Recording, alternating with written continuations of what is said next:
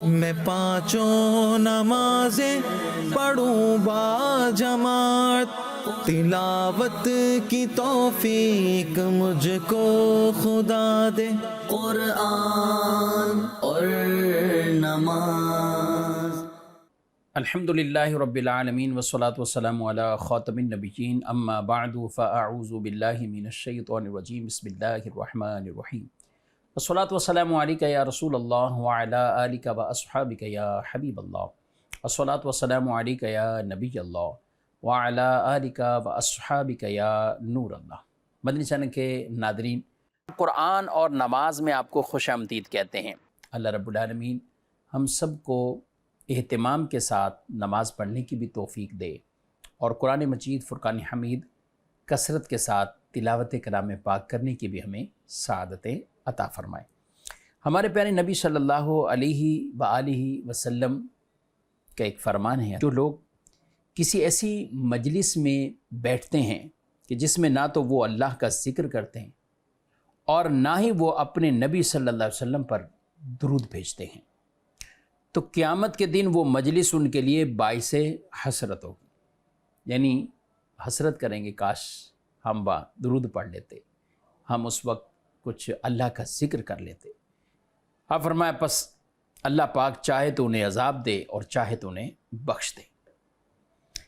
اس روایت سے ہمیں یہ سمجھنے کو ملتا ہے کہ کوئی بھی ایسی مجلس ہو، اس میں نبی پاک صلی اللہ علیہ وسلم کی ذات پر درود بھیجا جائے اور ذکر الہی کیا جائے، اللہ کو یاد کریں، اللہ کا ذکر کریں۔ یہ ایسا مبارک عمل ہے کہ دعاؤں کی قبولیت کے لیے بھی یہ سبب بن جاتا ہے۔ حضور اکرم صلی اللہ علیہ وسلم کے پاس ایک مرتبہ ایک شخص نے نماز پڑھی اور نماز کے بعد دعا مانگی، تو رسول مکرم صلی اللہ علیہ وسلم نے انہیں ارشاد فرمایا کہ تم نے بڑی جلدی سے کام لے لیا، اس کام میں بڑی جلدی کر دی۔ وہ عرض کرنے لگے کہ یا رسول اللہ صلی اللہ علیہ وسلم مجھے کیا کرنا چاہیے؟ ارشاد فرمائیں کہ جب تم نماز پڑھو تو اطمینان سے نماز پڑھے تو بیٹھ جاؤ اطمینان سے، کچھ اللہ کی تسبیحات، اللہ کی پاکی، اور ساتھ ساتھ یہ ارشاد فرمایا کہ اللہ کی پاکی بیان کرنا، تسبیح بیان کرنا، اور اس کے بعد مجھ پر درود بھیجو، پھر دعا کرو۔ اب ایک اور شخص وہاں پہ حاضر تھے، انہوں نے اسی طرح کیا نماز کے دن کہ وہ گئے اور نماز پڑھی اطمینان سے 2 رکعت، اور پھر اللہ کی تسبیح بیان کرنا، اور پھر حضور صلی اللہ علیہ وسلم پر درود بھیجنا، یہ عمل اختیار کیا۔ تو انہیں نبی پاک علیہ الصلوۃ والسلام نے ارشاد فرمایا کہ تم دعا مانگو، تمہاری دعا قبول کی جائے گی، اللہ سے سوال کرو تمہیں عطا کیا جائے گا، یعنی تمہاری دعا قبول فرما لی جائے گی۔ تو نمازوں کے بعد بھی یہ ایک اطمینان والا معاملہ، نماز تو پڑھنی ہے لیکن نماز پڑھ کر فوراً بس بے چینی سے رہنا، اٹھ جانا، یہ انداز نہیں اختیار کرنے چاہیے۔ ہمیں قرآن میں جو نماز کے احکامات ہیں، تو ہم اگر وہاں پڑھتے ہیں تو اللہ رب العالمین نے کئی مقامات پہ جو ارشاد فرمایا، کہیں ارشاد فرمایا ہے اقم الصلاۃ لذکری، میری یاد کے لیے، میرے ذکر کے لیے نماز قائم کرو، یعنی یہ رب کی یاد دلاتی ہے۔ نماز میں اسی لیے کہا ہے کہ توجہ خاص اللہ کی بارگاہ میں ایسی حاضر کر کے نماز پڑھیں، بلکہ ہمارے کئی ایسے بزرگان دین جو نماز اس انداز سے پڑھا کرتے تھے، اور جن کے انداز یہ ہے کہ اپنے تمام تر اعضاء کو حاضر کر لیا اور ایک سکون اور اطمینان والی کیفیت میں آ گئے، اور ساری توجہ خاص نماز کی طرف ایسی لگا دی، ساری توجہ خاص نماز کی طرف ایسے لگا دی۔ کیسی لگا دی نماز کی طرف؟ ایک بزرگ رحمۃ اللہ تعالی علیہ، ان کے بارے میں آتا ہے کہ 30 سال ایسی نماز پڑھتے رہے کہ اپنا تصور یہ جماتے کہ خانہ کعبہ میرے سامنے، میں پل صراط پہ کھڑا ہوں، میری دائیں طرف جنت، بائیں طرف دوزخ، میرے پیچھے ملک الموت، یعنی یہ نماز گویا کہ زندگی کی آخری نماز ہے۔ تو وہ اس انداز سے نماز کے لیے حاضر رہتے اور نماز کو پڑھتے۔ کسی نے پوچھا حضور کب سے ایسی نماز پڑھ رہے ہیں؟ کہا تو 30 سال گزر گئے ہیں، میری نماز ایسی ہوتی۔ تو یہ کیا ہے؟ نمازوں میں گڑ گڑانا، نماز میں اللہ کا خوف، کتنی بڑی محرومی ہے نماز کو بے توجہی کے ساتھ ادا کرنے والوں کے لیے۔ ہماری بعض اوقات یہ عادت بن جاتی ہے کہ نماز ہے، نماز کے اندر قرآن پڑھا جائے تو انسان کے اندر گڑ گڑانے والی کیفیت آنی چاہیے، خوف خدا والی کیفیت آنی چاہیے۔ امام صاحب سے ہم قرآن سن رہے ہیں تو اس وقت بھی ہماری یہ کیفیات ہونی چاہیے، لیکن ہم سمجھتے ہیں کہ جب امام صاحب نے اللہ اکبر کہا تو ہم بھی رکوع میں چلے جائیں گے، ہم بھی سجدے میں چلے جائیں گے۔ اس سے پہلے ہم جہاں کہیں بھی اپنی سوچ فکر کو لے کر جائیں، ٹھیک نہیں، ایسا نہیں ہے۔ نماز کو نماز کے انداز سے پڑھا جائے، اور اس میں مطلوب یہ ہے کہ نماز کو اس انداز سے پڑھا جائے کہ آدمی نماز میں حاضر ہے اور رب سے ڈرتے ہوئے نماز کو پڑھ رہا ہے، خشوع اور خضوع کی کیفیت میں نماز کو پڑھ رہا ہے۔ اور یہ بھی یاد رکھے ناظرین، انسان ہے، ہم سوچ میں آ جاتا ہے، کچھ نہ کچھ آ جاتا ہے، سوچ میں آنا یہ اتنا برا نہیں ہے، اسی کو برقرار رکھ لینا یہ زیادہ برا ہے۔ یعنی سوچ آئی، اب آپ کنٹینیو سوچتے ہی جاتے ہیں اور نماز کا پورا ٹائم ہی آپ اس طرف کر لیتے ہیں۔ ایک صحابی رسول کی نماز کا انداز بیان کیا گیا۔ ایک قافلہ تھا، ایک موقع پر جا رہا تھا، تو ایک مہاجر اور ایک انصار میں سے، انصاری صحابی تھے، رسول مکرم صلی اللہ علیہ وسلم نے فرمایا کہ تم میں سے دو کچھ ایسے ہوں کہ وہ قافلے کی، اس پورے لشکر کی نگرانی کریں اور بقیہ سو جائیں۔ تو یہ دو کھڑے ہوئے، ایک مہاجر اور ایک انصاری، کہ ہم حفاظت کے لیے، آپ بقیہ آرام کریں۔ اب ان دونوں نے آپس میں کہا کہ آدھی رات آپ کرو، آدھی رات میں کر لیتا ہوں۔ تو کہا ٹھیک ہے۔ اب ایک ان میں سے بھی آرام کرنے لگے۔ دوسرے صحابی نے سوچا کہ یہ آرام کر رہے ہیں اور میں اکیلا ہی ہوں، فارغ ہی ہوں، تو کیوں نہ وہ نماز ہی پڑھ لیتا ہوں، نماز ہی پڑھ لیتا ہوں۔ تو وہ نماز پڑھنے لگے۔ وہ نماز ایسی طویل نماز، وہ نماز اللہ سے ڈرتے ہوئے، وہ نماز خشوع خضوع کی کیفیات کے ساتھ، وہ دل کی حضوری کے ساتھ نماز، کہ انہوں نے اس میں تلاوت شروع کر دی ہے۔ اچھا، کوئی دشمن سامنے سے کسی آدمی نے ان پہ وار کر دیا، تیر چلا دیا، وہ پھر بھی نماز میں، پھر مزید وار کر دیا۔ تو اب انہوں نے جلدی جلدی اپنی نماز کو مکمل کیا اور ساتھی کو اٹھایا کہ کوئی تیر چلا رہا ہے، ساتھی کو اٹھایا۔ تو اب جیسے وہ اٹھے تو ایک سے دو ہوئے، تو وہ دشمن تو بھاگ گیا کہ یہ تو ایک نہیں ہے، یہ تو کئی ہوں گے۔ لیکن وہ جو صحابی آرام کر رہے تھے، انہوں نے اس صحابی سے پوچھا کہ آپ پر حملہ کر دیا اور اس حالت میں زخمی کر دیا، یہ کیفیات ہو گئی اور پھر بھی آپ نماز جاری کی ہوئے ہیں؟ تو بڑا خوبصورت جواب دیا کہ میں سورہ کہف نماز میں پڑھ رہا تھا، اگر مجھے یہ خوف نہ ہوتا کہ جو ذمہ داری رسول مکرم صلی اللہ علیہ وسلم نے مجھے حفاظت کی دی ہوئی ہے، وہ نگہبانی کی دی ہوئی ہے، اس میں کوئی کمزوری کمی واقع نہ ہو جائے، تو میں جان کی پرواہ ہی نہ کرتا، میں نماز ہی جاری رکھتا، کیونکہ میں نے پسند نہیں کیا تھا سورہ کہف پڑھے بغیر میری نماز مکمل ہو جائے۔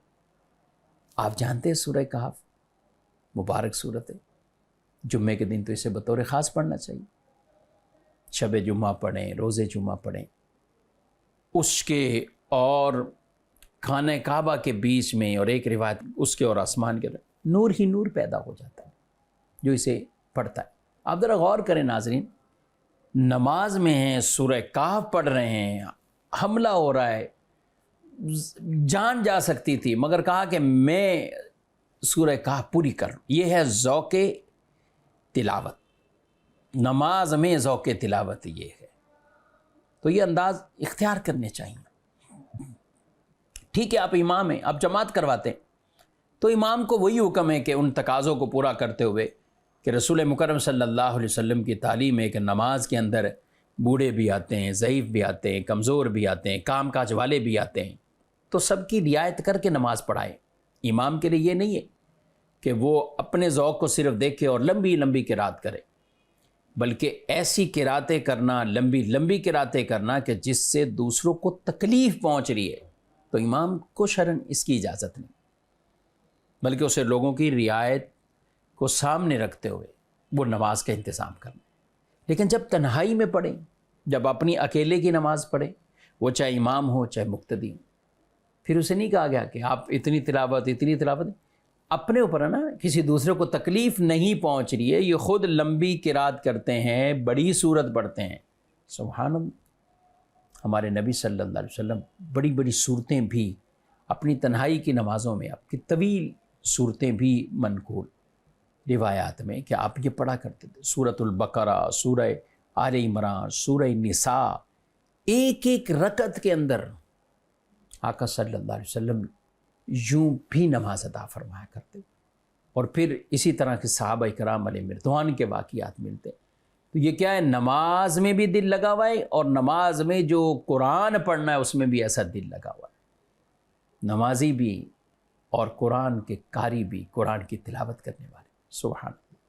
اور رسول مکرم صلی اللہ علیہ وسلم کی اور بھی نمازوں کی کیفیات کو جو بیان کیا گیا کہ آپ جمعے کے دن کون سی صورت پڑھتے، دیگر نمازوں میں، تو باقاعدہ صحابہ نے اسے یاد رکھا اور اسے بیان کیا گیا روایات میں.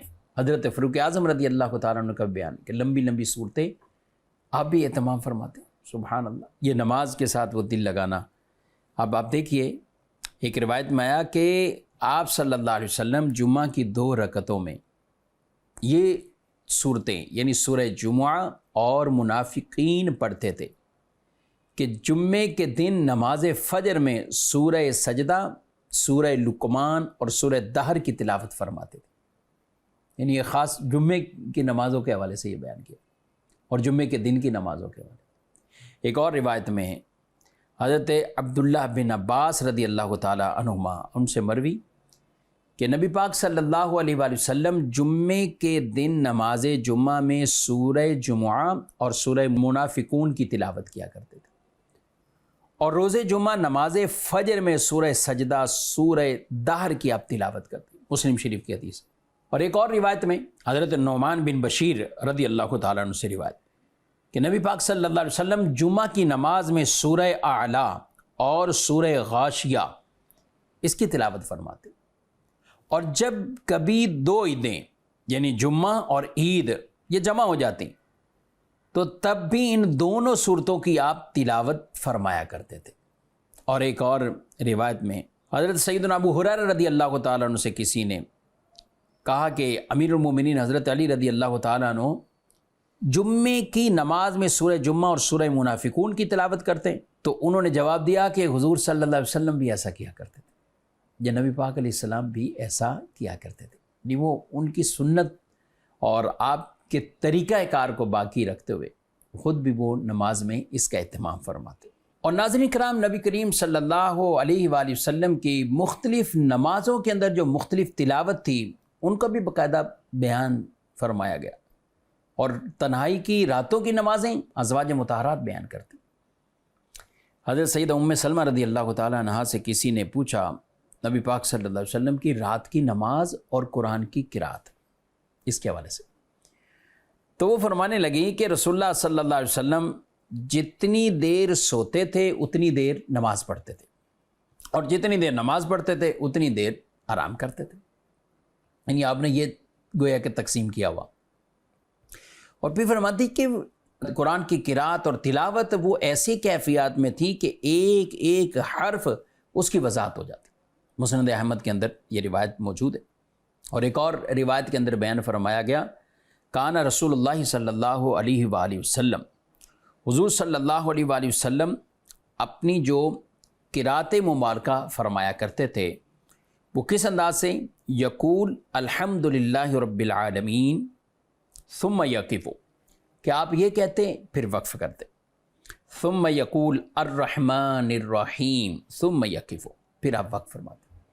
ٹھہر ٹھہر کر قرآن مجید فرقان حمید کی تلاوت آپ کیا کرتے تھے. اور حضرت حذیفہ بن یمان رضی اللہ تعالیٰ عنہ آپ کہتے ہیں کہ ایک رات میں نے نبی صلی اللہ علیہ وسلم کے ساتھ نماز پڑھی تو آپ نے سورۃ البقرہ کا آغاز فرمایا. میں نے سوچا آپ 100 آیتوں پر رکوع کریں گے، لیکن آپ 100 آیتوں سے آگے گزر گئے.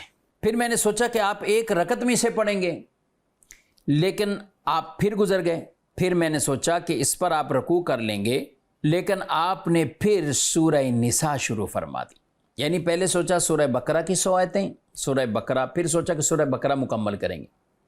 اچھا سورۃ البقرہ آسان نہیں. آج ہمیں کوئی بتاتا ہے، کوئی عالم، کوئی عامل، گھروں میں پڑھو، اور پڑھنی چاہیے، یہ تو حدیثوں میں آیا ہے. جس گھر میں پڑھی جاتی ہے جنات سے، شریر جنات سے حفاظت میں گھر آ جاتا ہے، شیطان اس گھر سے دور چلا جاتا ہے، جنات سے حفاظت ہوتی. لیکن ہمیں کوئی کہتا ہے نا پڑھو، ہم کیا کرتے ہیں کہ قاری صاحب کو بلا لیا، مدرسے فون کر دیا، کوئی حافظ صاحب آ جاؤ پڑھ لو، قاری صاحب آ جاؤ پڑھ لو، خود نہیں پڑھتے. یہ ذوق ہمیں پیدا کرنا چاہیے، خود بھی تلاوت کریں، خود بھی تلاوت کریں. تو سورہ بقرہ 2.5 سپارے تقریباً کم و بیش. اب 2 پارے مکمل ہیں، اگلے تیسرے پارے کے اندر جا کر 2.5 پارے کے قریب سورہ بقرہ ختم ہو رہی ہے. تو یہ آسان نہیں ہے 2.5 سپارے پڑھنا. لیکن آپ صلی اللہ علیہ وسلم نے پہلی رکعت میں پڑھے تو وہ کہنے لگے کہ اب شاید رکوع کریں گے، رکوع نہیں کیا، سورہ آل عمران پڑھی. وہ کہہ رہے سورہ آل عمران ختم کر کے بھی آپ نے رکوع نہیں کیا، سورہ نساء شروع فرما دی. اور یہ کیفیات یہ تھی نماز کی ناظرین کرام. پھر جب رکوع کیا تو رکوع وہ قیام کی مثل، اتنی تسبیحات، قیام کیا سمیع اللہ لمن حمدہ، وہ حمد اللہ کی اتنی کی کہ وہ قیام کی مثل، وہ جو پہلے قرات کی تھی اس کی مثل ہو گیا. سجدہ کیا تو سجدے میں اتنی دیر اللہ کی تسبیحاں بیان کرتے رہے جتنی دیر یہ قرآن کی تلاوت فرمائی. یہ پورا مضمون حدیث کے اندر یہ بیان فرمایا گیا. سبحان اللہ، یہ نماز تھی. یہ نماز اور قرآن سے محبت، قرآن کی تلاوت بھی ہے، نماز سے دل بھی لگا ہوا ہے. سبحان اللہ. اب اسی طرح رسول اللہ صلی اللہ علیہ وسلم کی دیگر نمازیں جو صحابہ کے مجمع میں جو آپ نے جماعتیں کروائی ہیں، تو وہ بھی ایک ایک نماز، تہجد کی نماز میں کیا پڑھتے تھے، یہ بھی سب کچھ منقول ہے. انشاءاللہ اس پہ بھی رسول اللہ صلی اللہ علیہ وسلم کی نمازوں میں قرات، اس پر بھی انشاءاللہ ہم پروگرام کریں گے. مقصد وہی ہے کہ نماز میں بھی دل لگا رہے اور قرآن میں بھی دل لگا رہے. اور یہ قصداً پیدا کرنا ہوگا ناظرین. آج اگر ہم اس چیز کو بس ایک ٹیمپریری ہیں، پڑھ لیا، ختم کیا، اور امام صاحب نے پڑھا دی، ہم نے پڑھ لی، تو پھر وہ کیفیات، وہ جذبات، وہ خشوع خضوع کے انداز وہ پیدا نہیں ہوں گے. ان کے لیے اسپیشل قصداً ہمیں نماز میں دل لگانا، نماز میں یہ تلاوت کرنا، یہ صفات پیدا کرنی ہوگی. اور ناظرین کرام، اس پروگرام میں ہم ایک اپنا سیگمنٹ بھی سوال جواب کا لیتے ہیں، تو اب اپنے اس سیگمنٹ کی طرف بڑھتے ہیں. میں 5 نمازیں پڑھوں با جماعت. میرا مفتی صاحب سے ایک سوال ہے کہ ہر نماز میں ایک ہی سورت پڑھنا کیسا ہے، جیسے کہ سورہ اخلاص؟ فرض نماز کی تو ہر رکعت میں اگر سورہ اخلاص ہی کوئی پڑھتا ہے تو نماز تو اس کی اگرچہ ہو جائے گی، لیکن یہ عمل پسندیدہ عمل نہیں ہے، یہ مکروہ تنزیہی والا عمل ہے، خلاف اولیٰ ہے. وہ چاہے سورہ اخلاص ہو یا کوئی بھی سورت ہو، ہر نماز میں ایک ہی سورت پڑھتے رہنا، یعنی اس کی ساری رکعتوں میں، تو یہ عمل ٹھیک نہیں ہے، مکروہ تنزیہ ہے، اس سے ہمیں بچنا ہے. کرنا یہ ہے کہ آپ بدل بدل کر صورتیں پڑھیں، یہ زیادہ بہتر عمل، اور اسی پہ کہ کراہت سے بھی آپ نکل جائیں گے. ہاں سنت آپ پڑھ رہے ہیں تو پھر آپ ایک جو بھی صورت ہو آپ ایک ہی اس میں پڑھ سکتے ہیں. چاہے 4 رکعت سنت پڑھ رہے ہیں، سورہ اخلاص آپ نے چاروں میں پڑھ دی، 2 رکعت پڑھ رہے ہیں دونوں، تو ٹھیک ہے. لیکن اتنی بات یاد رکھیں کہ بہت سے نمازی یہ شکایت کرتے ہیں کہ ہمیں نماز میں دل نہیں لگا، نماز میں ہماری توجہ ادھر ادھر چلے گی. تو ان میں ایک وجہ یہ ہوتی ہے کہ انہوں نے صورتیں فکس کی ہوئی ہیں. بلکہ کیا صورتیں فکس کی ہیں، وہ عموماً ایک ہی صورت پڑھتے ہیں، ہر رکعت میں سورہ اخلاص، ہر رکعت میں سورہ اخلاص، ہر رکعت میں سورہ اخلاص. تو اس وجہ سے رکعتیں یاد نہیں رہتی. اگر آپ کے ساتھ بھی ایسا معاملہ ہے کہ رکعتیں آپ کو یاد نہیں رہتی، تو ہمارا ایک یہ مشورہ قبول کریں کہ آپ صورتیں بدل بدل کر پڑھیں. 4 رکعتیں نا، تو اب چاروں رکعت سنتیں اگرچہ آپ پڑھ رہے ہیں تو آپ اس میں بدل بدل کر صورتیں پڑھیں. فرض میں تو عادت بنا ہی لیں کہ بدل بدل کر صورتیں پڑھنی ہے، کیونکہ وہاں وہی حکم ہے، اور ورنہ ایک ہی صورت فرض کی ساری رکعتوں میں پڑھیں گے تو کراہت آئے گی. لیکن میں عرض کر رہا ہوں کہ آپ سنتوں میں بھی، نوافل میں بھی کوشش کریں، جہاں آپ بھولنے کی آپ کو چانس ہے تو آپ ساری صورتیں ہی آپ بدل بدل کر پڑھیں گے تو انشاءاللہ نماز کی طرف توجہ بھی رہے گی، اور یہ صحف بھولنے والا معاملہ بھی نہیں ہوگا. بڑھتے ہیں دوسرے سوال کی طرف۔ مفتی صاحب سے میرا سوال عرض یہ ہے، جہاں مل کر قرآن پاک پڑھا جاتا ہے جیسے قرآن خوانی وغیرہ، وہاں اونچی آواز سے قرآن پاک پڑھنا کیسا ہے؟ قرآن مجید فرقان حمید جہاں بلند آواز سے پڑھا جائے گا تو اس کی اجازت وہاں ہے کہ جہاں کوئی اگر سننے والا موجود ہے تو وہ آپ کا سن سکے قرآن۔ اگر اس طرح چند لوگ بیٹھ کے قرآن پڑھ رہے ہوں، یہ بھی بلند آواز سے، یہ بھی بلند آواز سے، یہ بھی بلند آواز سے، تو ایسا کرنا جائز نہیں ہے کہ ہر ایک کی آواز آپس میں مختلط ہو رہی ہے، مل رہی ہے، خلط ملط ہو رہی ہے، اور کسی ایک کا بھی کچھ سن نہیں پائے گا۔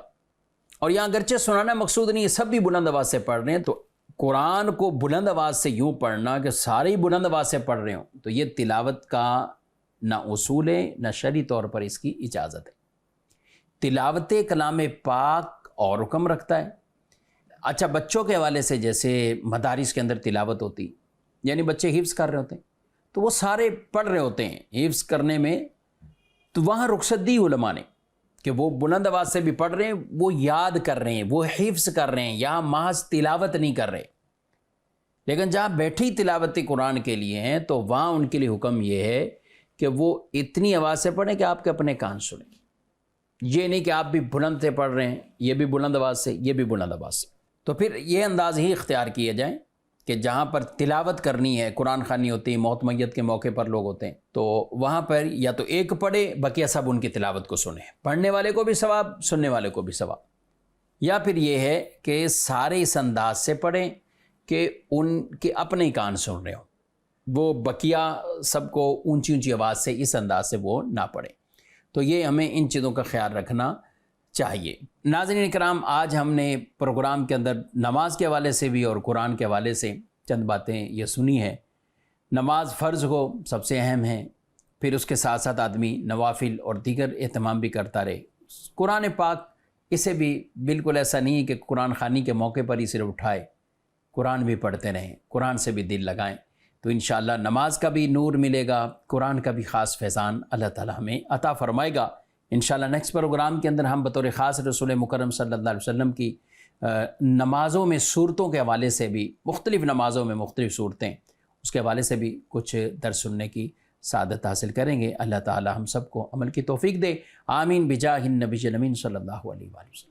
میں پانچوں نمازیں پڑھوں با جماعت، تلاوت کی توفیق مجھ کو خدا دے، قرآن اور نماز